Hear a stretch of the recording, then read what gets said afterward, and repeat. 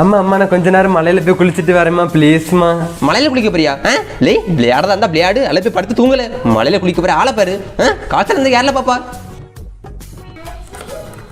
லீ ரிஷப், லீ மலையில குளிப்போம் வா. நான் வாரேன். வா வா வா வா.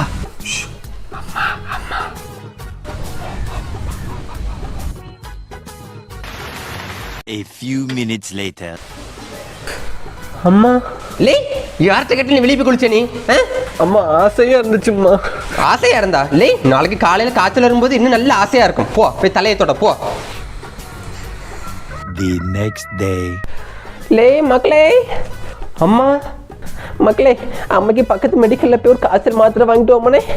அம்மா நேத்து எனக்கு தெரியாம நீங்க மலையில குளிச்சிங்க தானே?